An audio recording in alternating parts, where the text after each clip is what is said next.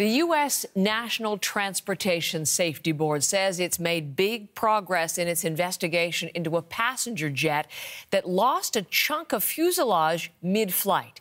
The missing part is missing no more, thanks to a Portland, Oregon school teacher. I'm excited to announce that we found the door plug.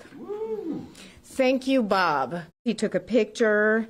I can just see the outside of the door plug from the pictures, the white portions. We can't see anything else.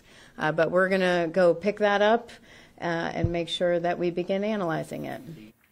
That is the chair of the NTSB. Investigators had been searching for that missing door plug since it blew off an Alaska Airlines aircraft on Friday mid-flight. This was an incident that made headlines around the world, and hundreds of aircraft have been grounded as a result.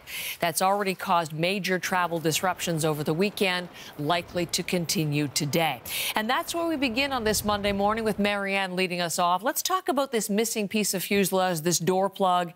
Maybe explain what it is for anybody who hasn't heard that phrase before and what we know about its being recovered. Well, Heather, for the untrained eye, it is the door, the missing door of this plane. For those who are part of this industry, they know it is technically called a door plug. Either way, it is a critical piece in this investigation to try to determine why this blew off the plane in the first place. And as you mentioned, this was actually found in the backyard of a teacher in Oregon, only identified by the NTSB as Bob. Either way, he found this piece, took photos of it, sent it to investigators, and now they're going over that with a fine-tooth comb to try to figure out exactly why this happened. Looking at these images, you see that huge hole that was left at the side of this Alaska Airlines flight. This all happened on Friday.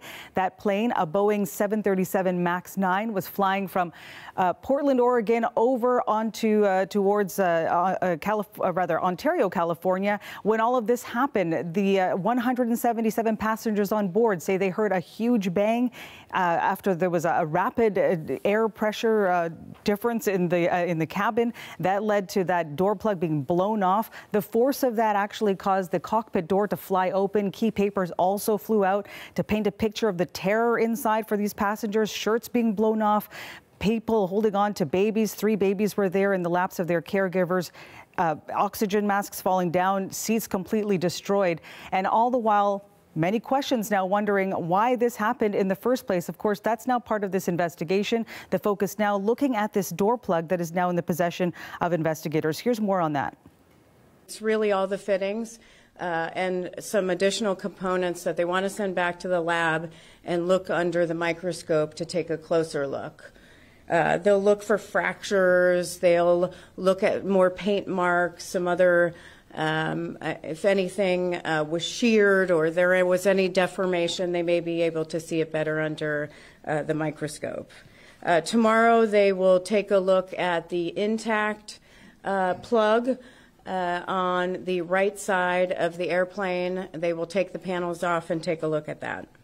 Something else they're taking a look at, cell phones that were also found that were sucked out of that plane, also found in backyards and different properties in Oregon. Another part of this investigation, reports, according to the NTSB, from pilots who had actually raised alarms, bells about these alerts, pressurization alerts that actually popped up on December 7th, as well as the 2 days leading up to this incident on Friday. So last Wednesday and Thursday, that caused this plane, this particular Alaska Airlines plane, to not be allowed to fly overseas, specifically to destinations like Hawaii. It was supposed to undergo specific checks. That didn't happen before the flight on Friday, Heather. So when we listened, that was a late-night news conference with the NTSB chair last night around 11 o'clock. So when she talks about tomorrow, that is today. Obviously, the work on investigators continuing. A lot of work ahead and some major challenges and omissions for them because some critical data was actually recorded over. Marianne, tell us about that. This black box, so key in this investigation. It was supposed to be powered down. It wasn't. As a result, they've lost critical information because it was recorded over as it does after 2 hours. So that's something they're looking into, but a huge loss according to the NTSB. In the meantime, though, we know that hundreds of these planes, these Boeing 737 MAX 9 planes, have been grounded for the investigation, leading to a lot of delays and cancellations that are expected to go on for quite some time while they probe this particular incident. We'll be checking all of that today. Find out impact. Thank you so much, Marianne Domain, as we begin there this morning.